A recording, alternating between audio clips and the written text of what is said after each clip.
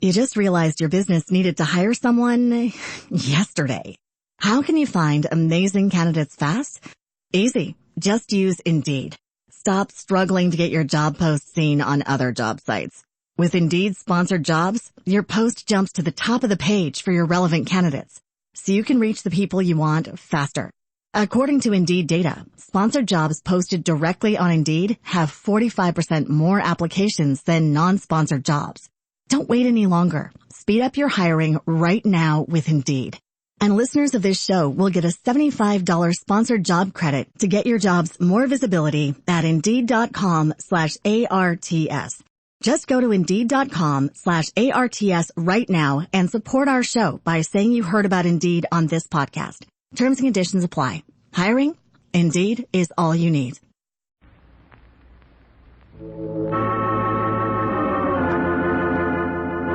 Adam Hacks presents The Strange Dr. Weird.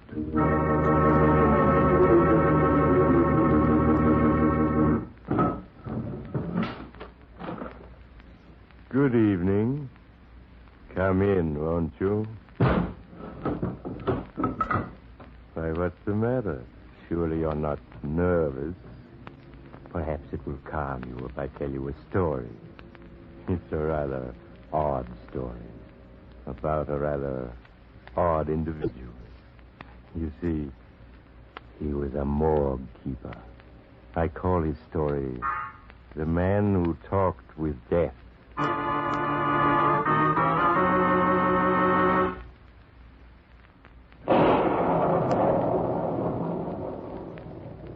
My story, The Man Who Talked with Death, begins in the city morgue on a raw autumn evening. Two men have just entered the badly lighted basement of the gloomy stone building. Whether it's colder in here or outside. Where's Pop Hansen? I want to get my pictures and get out of here. This place gives me the creeps. All Pop's around someplace. He probably... Hey, isn't that him? Talk to somebody down there by the ice boxes where they keep the stiffs? Yeah. I know it seems strange at first, but you get over there. Why, there's nobody there. Pop's talking to himself. Unless he's talking to a ghost. Come on. Yes, there is someplace else you go on to, but it's not a place you have to be frightened of, believe me. Now it's time for you to go. Goodbye, Gene. Goodbye. Hey, Pop? Oh, hello, boys. I didn't hear you come in. Say, Pop, who were you just talking to? Oh, that was Jean Williams. She came in last night. What do you mean she came in last night? I mean her body was brought in. Here, I'll show you. There she is. So young and so pretty. No wonder she was frightened when she found she was dead. You say you were talking to her? Why, yes, Harry. You see, when you die, a part of you goes on to someplace else.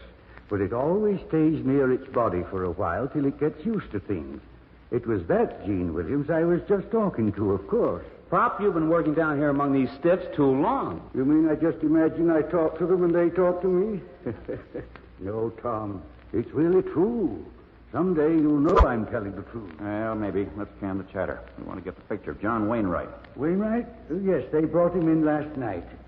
Everybody who dies a violent death comes here for old Pop to talk to him. Yeah, here he is. Okay, Harry, get yourself a couple of pictures and we'll be gone. Yeah, it won't take a minute. I sure would like to know who killed Wainwright. The killer didn't leave a clue. Why, it was that young Professor Higgins who shot Wainwright, Tom. Higgins? The pride and joy of the City University? How'd you know? Wainwright told me so himself. Wainwright told you? What are you giving me? It's true. You see, he was a blackmailer, and he was blackmailing Higgins' wife. Professor Higgins had to kill him to save her. Wainwright told me so just before he left a little while ago. But Wainwright's dead. There's his body right there in the icebox. I know. I explained about that. Oh, you're crazy. But I'm not, Tom. Wainwright even told me that the gun Professor Higgins used is hidden now in the left-hand bottom drawer of the professor's desk in his home out at the university. Okay, Tom, we can scram now. Just a second. Pop, I don't know where you got your tip, but I'm going to look into this. Oh, no. You mustn't. You see, Tom, the things that the dead tell me, they can't be used in any way by the living. It's too dangerous to the living. They just can't be used. Well, this can if it's true. If Higgins killed Wainwright, and I can prove it, Boy, what a story it'll make. No, Tom, you mustn't try to prove it. It'll do you no good. Try and stop me. Come on, Harry.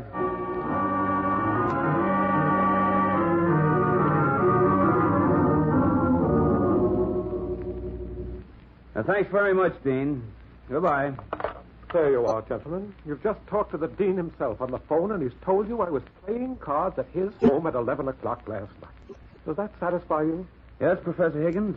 Wainwright was shot at 11, so the alibi lets you out. Who in the world ever suggested that it was I who shot Mr. Wainwright? Nobody in the world, Professor. It was a ghost. Wainwright's ghost. I'm afraid I don't understand. Oh, it's just a gag, Professor. Thanks. Come on, Harry. Let's get back to town.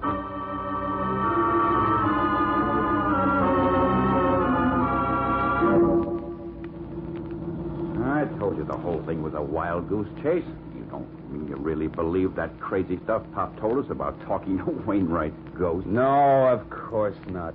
But I thought maybe Pop knew something and was trying to give us a tip without admitting it. Say, wait a bit. Huh? What is it? Higgins is a smart guy. Maybe that alibi was fake. Oh, now, Tom. Pop said the murder gun was hidden in Higgins' desk. I think we ought to go back and search that desk. Oh, but that's crazy. Hey, Tom, what are you doing? Just putting on the brakes. I'm going to turn around and go back. Yeah, but the road's all wet here. Hey, Tom, we're skidding. I'll get us out of it. Yeah, there's a 100-foot drop into the gully there. Hey, look out. Look out, Tom, we're going over. Jump.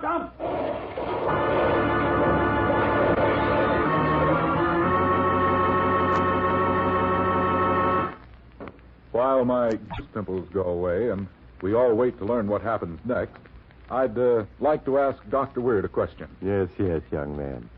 I'm all ears. Well, point them the other way, please, and answer me this. One of our listeners wants to know why you're on the air only 15 minutes instead of a half hour.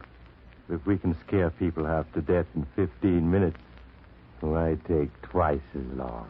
Very logical, Doctor. The Atom Hat people use similar logic in their business. Take the famous Atom 5, just for instance. Their feeling is, if we can deliver real hat quality for $5, why charge twice as much?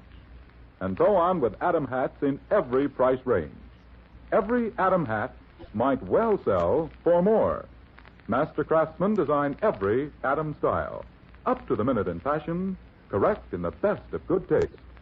Stroll into the nearest Atom hat store and look around a bit.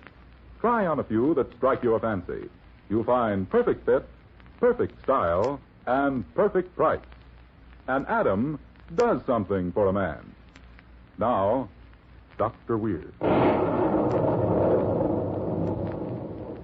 Now I'll continue my story of the man who talked with death. It's a few moments after the crash, and Tom and Harry are picking themselves off the ground on the very edge of the deep gully into which their car has just plunged. Harry, where are you? Over here. Oh, just making sure I'm all in one piece. How about you? I'm all right, I guess. It's a miracle we weren't both killed. Look at the car down there.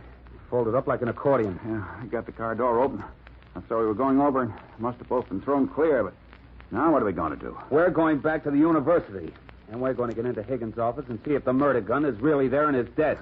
Pop was just talking nonsense when he said we'd find it there, Tom. Maybe and maybe not. I don't believe in his little conversations with ghosts, but I do believe he knows something. And if he does, I'm going to crack this case.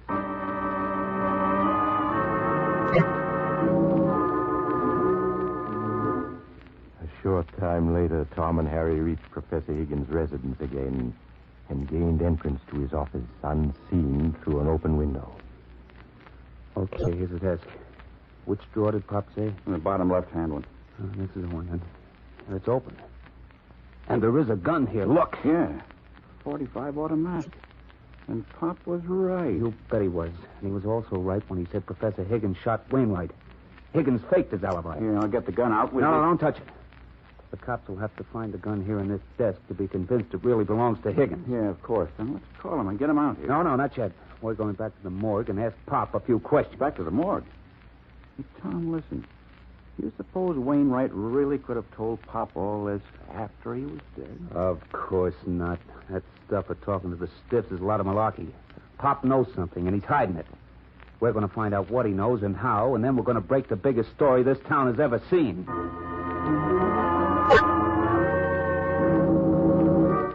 Slipping away in the darkness, Tom and Harry tried vainly to thumb a ride back to the city. In the end, they had to walk the whole distance. And it was well after midnight when they once more stood outside the cold, gray morgue building. Oh, what a night. I never walked so far in my life. Hey, why do you suppose those drivers wouldn't stop and give us a lift? I don't know. I guess they're afraid of a stick-up. Well, let's get inside and give Pop the old third degree. Yeah, wish we didn't have to. Kind of hate to go in there again, Tom. This place upsets me. Oh, come on. We're the lucky ones. We can walk out again. Hey, somebody's left the door open. Come on in. Tom, I'm frightened. I don't want to go in there where they keep the bodies. I just don't want to. Oh, you're acting like a kid. Now, come on. There's Pop over there by the ice boxes. Oh, Pop. Oh, hello, boys. I've been kind of expecting to see you, too. Pop, we want to ask you some questions. Tom, you went out to talk to Professor Higgins, didn't you? And I asked you not to. I told you it wouldn't do you any good. Not any good at all. Oh, but it did. We found the gun just where you said it'd be. Boy, what a story this town's going to read tomorrow morning. No, they'll never read it. The Wainwright shooting's never going to be cleared up. It's always going to be a mystery. It has to be that way. Like fun it does. Pop, how'd you know about Higgins and that gun? Don't you realize yet I was telling you the truth? That Wainwright himself told me after they brought his body here? Tom, I think Pop's telling the truth. Well, you may be crazy, but I'm not. Now, Pop, come clean. I should never have told you, Tom. That caused all your trouble. I'm sorry, Tom. I'm awful sorry, but I warned you not to go, remember? If you hadn't, it would never have happened. What are you talking about? What would never have happened? Tom, I think I know what Pop means. I think I know. Sure you do, Harry. Tom will understand in a minute, too. Look, Tom. Look here. 2 bodies badly smashed up. Well, so what? Tom, don't you know now? It's true. Pop really can talk to the dead. He really can. That's why he can talk to us. Harry, get hold of yourself. What's the matter with you? Tom, those 2 bodies, they're ours. We're both dead. We were killed when our car crashed into that ravine.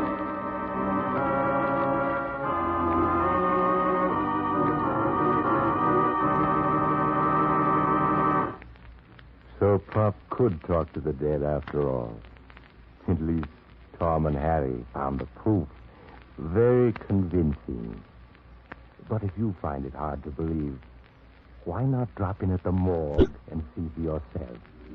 Of course, you'd have to go there as a dead body, but we could easily arrange that. And, oh, you're leaving now.